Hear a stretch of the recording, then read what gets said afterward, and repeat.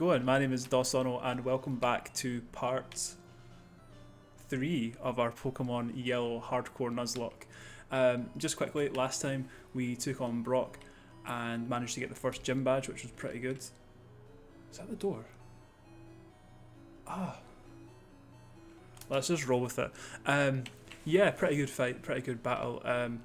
He managed to get a bide off, which made things a little bit tricky, but we managed to pull through without losing anyone, so that was good. Got the first badge. The plan for today is to take on Route 3.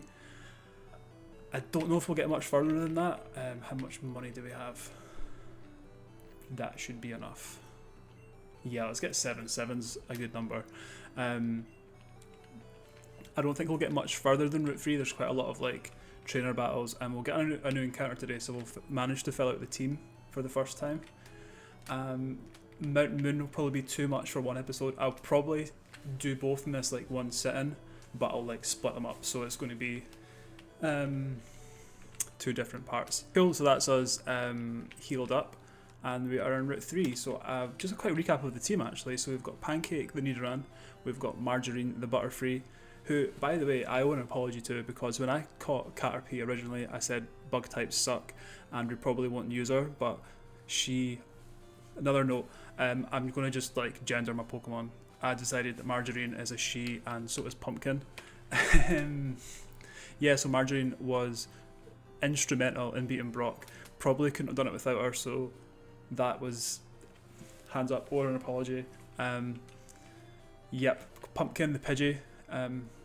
Cheddar the Rattata, who probably hasn't done too much yet and probably maybe won't, but I've been wrong before, so we'll never know. And Pizza the fat Pikachu, who of course was our starter. Now I cannot remember for the life of me what anyone has here. Let's see, Pikachu's level 11. We'll start with Pizza and we'll see where we go. Let's see, you looked at me.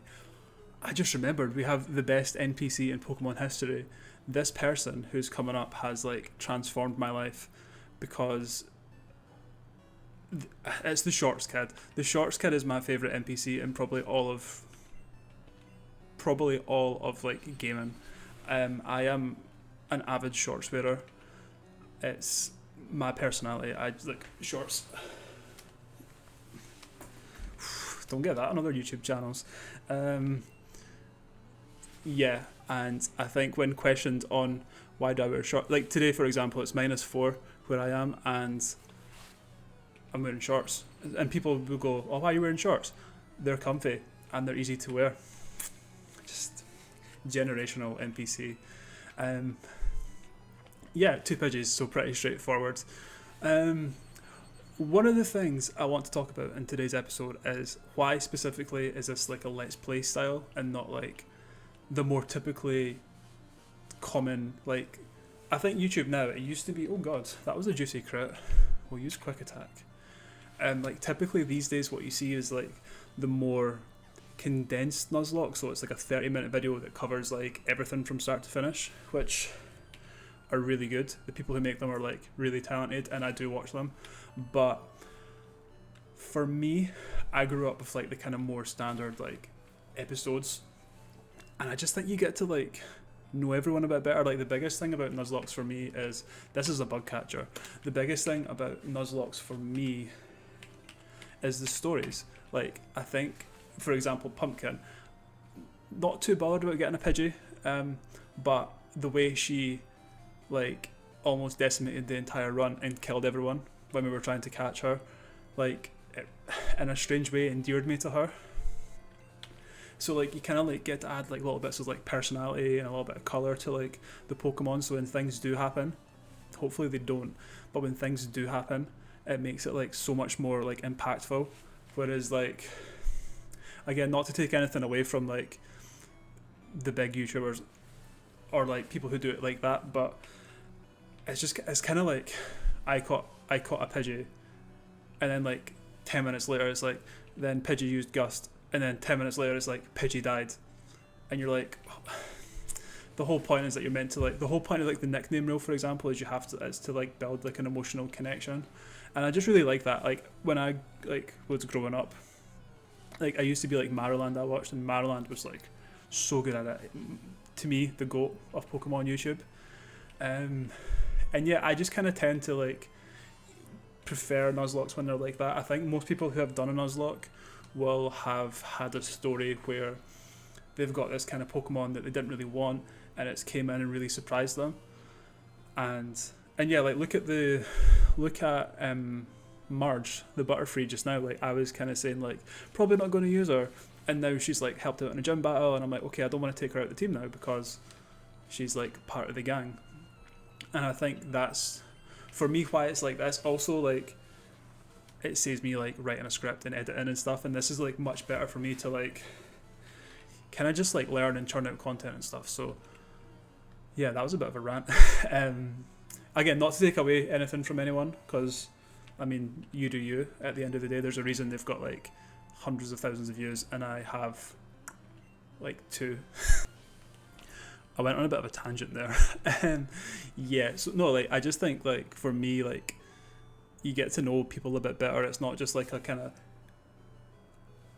this is what's happened. You get to like sprinkle a bit of colour in it, and when things happen, hopefully nothing bad happens. But when good things happen as well, it makes things more interesting. So this guy probably has a Rattata, right? It's been a while since we've seen a Rattata. Pancake could evolve here. So yeah, I guess like the team, to sprinkle a bit of colour, like, because in my head I've kind of got like little, not plot lines, but like, for example, Pumpkin, I just think has anger issues, like the way she steamrolled the entire team when we tried to catch her. I just think this is like an angry little Pidgey. Margarine obviously is on the comeback story. I feel like it's kind of like,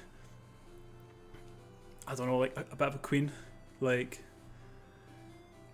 I doubted her. Like the first, when I said like we're probably not going to use Margarine much, then like straight away it gets a critical hit. It's like, I'll show you. So like Marjorie's like a sassy queen who's like, yeah, I'll show you. Pizza, I just can't get over the fact like he's a fat Pikachu, and I just imagine him like in the corner like munching away on like a big like cheesy slice, big cheesy boy. Cheddar hasn't done much, and Pancake again hasn't really done much yet.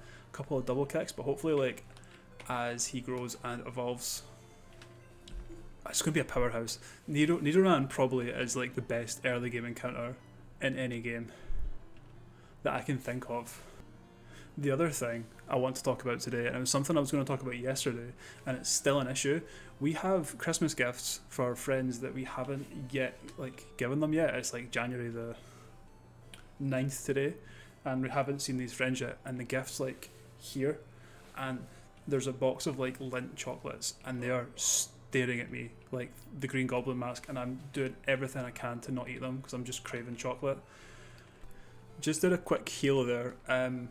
One of the other things I want to talk about is the naming theme. So I've kind of started posting little bits of this like elsewhere, like Reddit and like TikTok, and people seem to have picked up on the fact that all the Pokemon are named after food, and have accused me of being hungry when playing this. It's not that I'm hungry, it's more that it's just a kind of standard naming theme.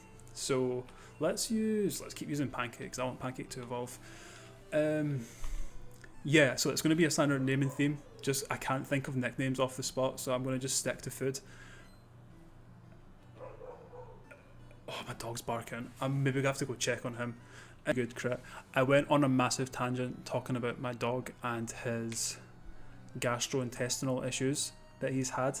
I don't know if that'll make the final cut or not, but yeah, it's he's a tough little puppy and he's gone through a lot. So we don't judge, but yeah, he has to go to the toilet quite a lot. Oops, did not mean that. In terms of gameplay, Pancake's just kind of destroying everyone. Oh, I had pancakes for breakfast. I'm addicted. Yeah, Tesco do these like buttermilk pancakes, and they're so good with like raspberry jam. One thing, like it's a future me problem, but in Gen 2, Faulkner's first, like the first gym in like Gold, Silver, Crystal, Faulkner's highest level Pokemon's level 9, and that's like tough to stay under. So that'll be good. I need a Geodude for that. I know I shouldn't look that far into the future, but you need a Geodude for Gen 2 to be like relatively comfortable. It's still not easy, but the first couple, and I'm going to take spoilers, I'm going to take Chikorita because nobody likes Chikorita, which is a shame. So I'm going to kind of like back my girl here. Hey Pikachu. He's so happy. That's nice. You can, I'm like pretty confident this person has a Spearow. So we're going to take Pizza.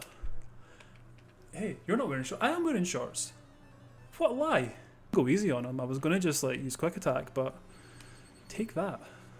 Not wearing shorts. And a crit. Yes, Pizza's got her back. I like that. That is... Thank you very much, Pizza. Also, Pizza, just if anyone's keeping track, Pizza is a cheese pizza. There's no like pepperoni or anything. It's solely cheese. That is a superior pizza topping. Wearing shorts. That really upset me. Just saw the patch of grass. So I had a little look at the encounters that we can get for Route 3, and they're pretty cool actually. You can get Mankey, you can get, I think you're a bug catcher. Mankey, I think you can get Sandshrew as well. Where is Pumpkin? Let's try and take out some of these anger issues on this unsuspecting bug catcher. One thing I'm not going to do is use rare candies, because that's illegal. Not that I'm against it, I just am going to use them.